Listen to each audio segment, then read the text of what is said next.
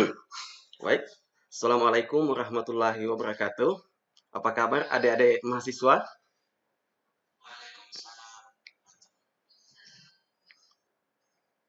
Apa kabar adik-adik mahasiswa hari ini? Alhamdulillah. Tentunya adik-adik mahasiswa pada kesempatan ini sudah siap untuk mengikuti perkuliahan kita terkait mata kuliah Statistika 2. Namun, sebelum kita memulai perkuliahan, sebagai umat yang beriman, mari kita berdoa menurut agama dan kepercayaan kita masing-masing. Mudah-mudahan apa yang kita pelajari pada hari ini bisa dengan mudah kita pahami dan membawa berkah untuk kita semua. Berdoa dimulai. Selesai. Adik-adik sekalian, pada kesempatan ini kita akan membahas mata kuliah Statistika 3 di pertemuan kedua. Namun sebelum itu, saya cek dulu apakah semua mahasiswa sudah hadir di room kita. Saya lihat sudah berjumlah 14 orang. Alhamdulillah semua mahasiswa hadir hari ini dan semua juga sudah mengaktifkan videonya. Jadi kita boleh melanjutkan perkuliahan pada hari ini dan jumlah mahasiswa kita sudah lengkap. Nah, di kajian perkuliahan hari ini, sebagaimana yang telah kita sepakati pada pertemuan pertama pekan lalu, bahwa di perkuliahan statistika ketiga ini, itu kita menggunakan pendekatan model dan metode, yaitu pendekatan saintifik dengan model pembelajaran problem based learning, dengan metode diskusi dan presentasi.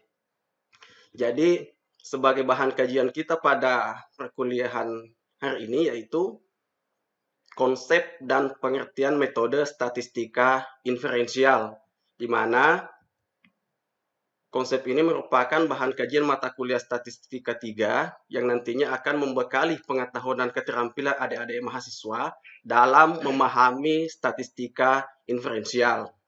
Nah, diharapkan nantinya melalui perkuliahan ini, adik-adik dapat mendapatkan pengalaman belajar terkait dengan bahan kajian, konsep, dan pengertian metode statistika inferensial. Nah, jadi memang mata kuliah statistika itu merupakan mata kuliah yang sangat penting bagi adik-adik mahasiswa. Kenapa mata kuliah ini menjadi penting? Karena mata kuliah statistika, konsep-konsep statistika nantinya akan adik-adik gunakan ketika menyusun tugas akhir. Pada saat adik-adik nanti menyusun skripsi, maka konsep statistika ini sangatlah penting dan dibutuhkan. Nah, selain itu nanti ketika adik-adik sudah ke masyarakat, sudah selesai kuliah dan mulai di dunia kerja, maka adik-adik tentunya akan menemukan konsep-konsep yang terkait dengan statistika. Maka menjadi hal penting, adik-adik perlu menambah pengalaman belajar terkait dengan konsep statistika ini. Oleh karena itu, target atau capaian pembelajaran kita pada mata kuliah ini adalah melalui model pembelajaran problem based learning ini, itu adik-adik mahasiswa diharapkan mampu berpikir kritis dan bekerja sama dalam mengumpulkan informasi dari berbagai sumber terkait permasalahan yang diberikan, serta nanti adik-adik mampu menjelaskan konsep dan pengertian metode statistika inferensial secara benar dengan sopan dan percaya diri. Nah, yakin adik-adik kemarin sudah belajar statistika dasar dan sudah belajar statistika 2. Mungkin masih ada yang mengingat apa itu statistik. Saya minta salah satu relawan, mungkin masih ada yang mengingat materi perkuliahan sebelumnya di semester sebelumnya tentang statistik. Apa itu sebenarnya statistik? Boleh ada yang bisa memberikan pendapatnya? Saya persilahkan. Oh ya, boleh. Afdalia, silakan. Yang saya ingat Pak di perkuliahan yang sebelumnya itu kalau statistik itu menghitung data. Ya, menghitung-hitung data. Iya, bagus. Kita aplaus untuk Afdalia. Oleh untuk selanjutnya mungkin masih ada satu lagi relawan sebelum kita lanjut. Siapa ya? Silakan, silakan. Iya. Irma dulu, yang laki-laki dulu. Irman, Irman. Iya, iya silakan.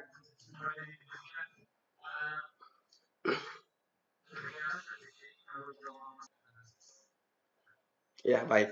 Itu pendapat dari Irma. Kita beri aplaus juga untuk Irma ya atas pendapatnya. Nah, jadi apa yang disampaikan oleh rekan-rekannya tadi saya kira sudah cukup mewakili yang lain. Jadi pada prinsipnya statistik itu dikemukakan oleh beberapa ahli. Dari pendapat beberapa ahli dapat kita simpulkan bahwa statistik itu adalah sekumpulan data berupa angka-angka yang dapat disajikan dalam bentuk tabel atau diagram yang diperoleh berdasarkan analisis tertentu. Contoh data statistik itu dapat dilihat. Ini adalah data statistik yang disajikan dalam bentuk tabel. Nah, yaitu banyak murid sekolah di daerah A menurut tingkat sekolah dan jenis kelamin di tahun 2014. Jadi ini adalah penyajian data statistik dalam bentuk tabel. Ini contohnya. Dan yang ini adalah contoh penyajian data statistik dalam bentuk diagram. Itu terkait dengan statistik. Nah, selanjutnya, apa itu statistika? Tadi kita membahas statistik, sekarang kita bahas statistika. Apa itu statistika? Mungkin ada lagi relawan yang bisa membantu yang lain? Silahkan. Ada mungkin yang bisa mengemukakan pendapat? Kalau statistika apa? Tadi kita sudah membahas tentang statistik. Sekarang statistikanya.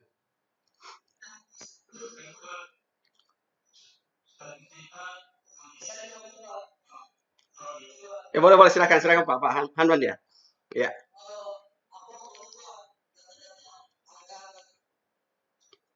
Ya, mengubah data-data angka-angka. Iya, bagus-bagus jawaban dari Pak Hamdan ya. Kita hapus juga untuk Pak Hamdan. Ya. Jadi saya kira itu sudah mewakili jawaban dari teman-temannya, sudah mewakili tentang statistika. Jadi statistika juga dibahas oleh beberapa ahli. Dari pendapat beberapa ahli itu dapat disimpulkan bahwa statistika itu adalah metode ilmiah yang berkaitan dengan cara mengumpulkan, mengolah, menyajikan, dan menganalisis data serta menarik kesimpulan yang valid berdasarkan hasil analisis data yang dilakukan. Jadi seperti yang disampaikan rekannya tadi Hamdan bahwa statistika itu adalah cara mengolah datanya, ilmunya.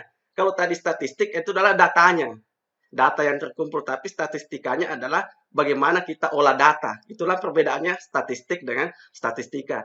Jadi ini sekadar mereview kembali, mereview apa yang sudah didapatkan oleh adik-adik mahasiswa di perkuliahan sebelumnya di materi statistika dasar dengan statistika kedua. Nah, selanjutnya statistika itu berdasarkan fungsinya dibagi atas dua. Yang pertama adalah statistika deskriptif. Bagaimana itu statistika deskriptif? Ini juga sudah ada bahas di statistika kedua. Ini mengkhusus kemarin di mata kuliah statistika kedua. Yaitu statistika deskriptif itu hanya berkaitan dengan hal menguraikan atau memberikan keterangan-keterangan saja terkait dengan suatu data, keadaan, fenomena, atau tertentu. Statistika deskriptif itu juga hanya berfungsi menerangkan keadaan, gejala, atau persoalan. Jadi ini kemarin di statistika kedua sudah kita bahas lebih mendetail. Nah, yang kedua adalah statistika inferensial. Apa itu statistika inferensial? Nah, inilah yang akan menjadi bahan kajian kita pada pertemuan kali ini. Itu adik-adik diharapkan mampu menjelaskan konsep statistika inferensial dan menjelaskan pengertiannya gitu. Nah, ini dari ilustrasi gambar ini Mr. X sedang bertanya-tanya. Mungkin ada yang bisa memberikan pendapatnya, kira-kira apa yang dipikirkan Mr. X, apa yang menjadi masalahnya. Mungkin ada relawan bisa mengungkapkan pendapatnya, apa kira-kira yang menjadi permasalahan dari si Mr. X ini. Boleh, boleh. Irma lagi ya? Oh, pas ya Sigit lagi, kasih kesempatan yang lain Sigit. Boleh, boleh Sigit ya, Sigit. Iya. Iya, silakan nak, silakan.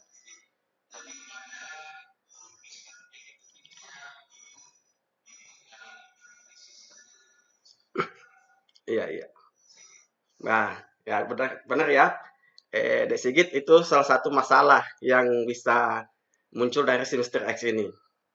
Jadi si Mr. X ini benar bahwa dia masih bingung, dia belum memahami konsep dan pengertian metode statistik inferensial itu.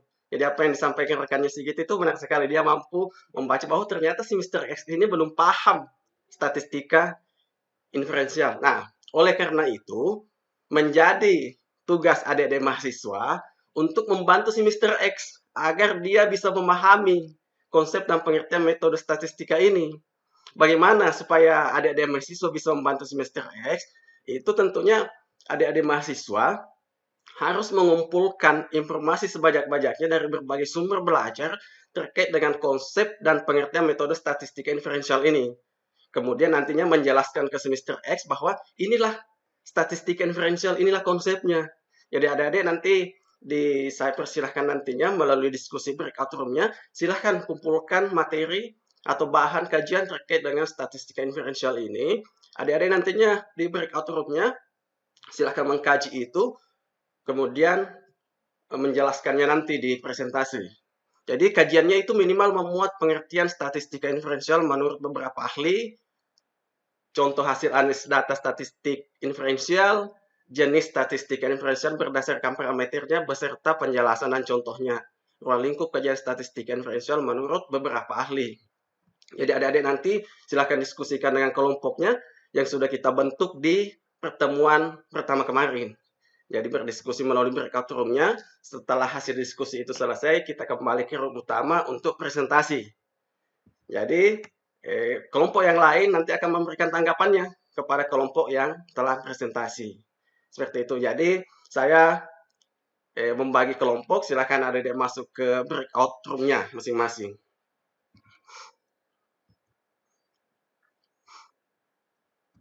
Nah, dari diskusi kelompok yang telah kita lakukan tadi, itu dapat kita tarik kesimpulan bahwa statistika inferensial itu adalah statistika yang mempelajari atau mempersiapkan tata cara penarikan kesimpulan mengenai karakteristik populasi berdasarkan data kuantitatif dan diperoleh dari sampel penelitian.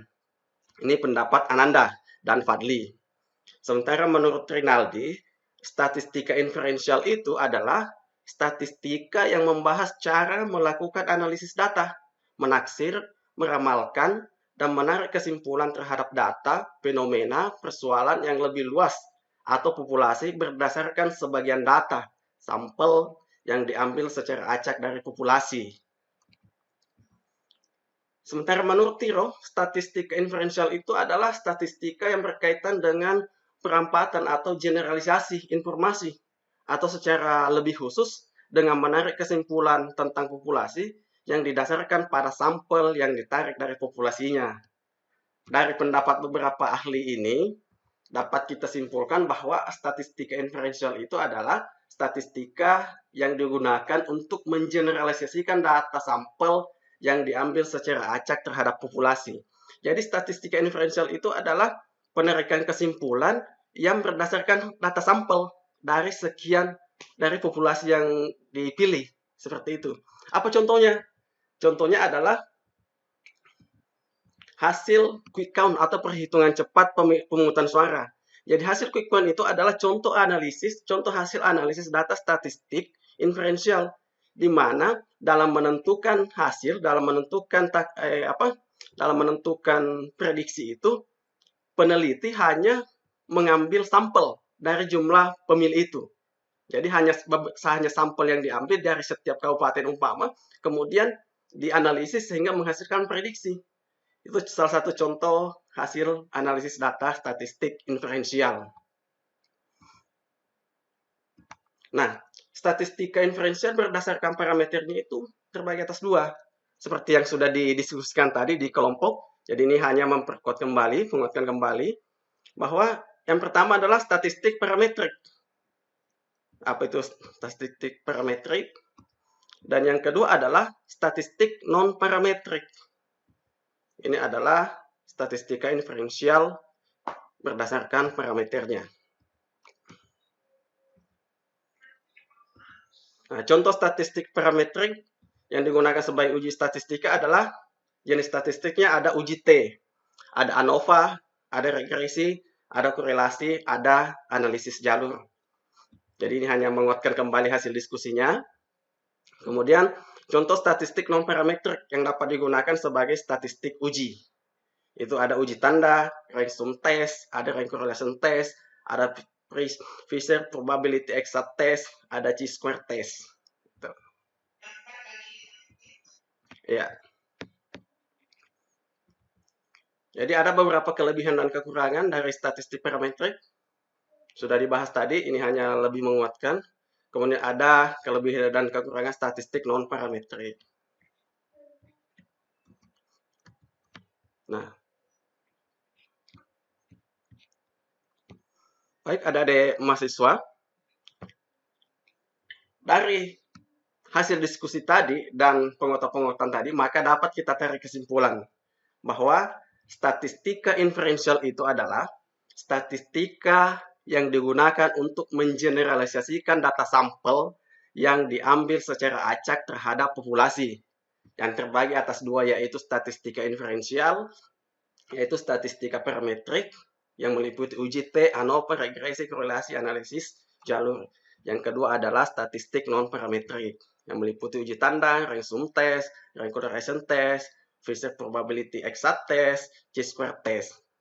Nah, yang selanjutnya ruang lingkup kajian statistik inferensial itu adalah ada probabilitas, distribusi teoritis, sampling dan distribusi sampling, estimasi harga parameter, uji prasyarat analisis, uji hipotesis asosiasi, uji hipotesis komparasi. Sebelum kita tutup pembelajaran, mari kita berdoa menurut agama dan kepercayaan kita masing-masing. Mudah-mudahan apa yang kita pelajari hari ini bisa membawa berkah bagi kita. Berdoa dimulai. Selesai. Saya akhiri pertemuan kita pada hari ini dengan ucapan Assalamualaikum warahmatullahi wabarakatuh. Dan jangan lupa tetap jaga protokol kesehatan. Tetap pakai masker, rajin cuci tangan, jaga jarak, dan ingat, jangan takut divaksin. Ya adik-adik, sekian. Assalamualaikum warahmatullahi wabarakatuh.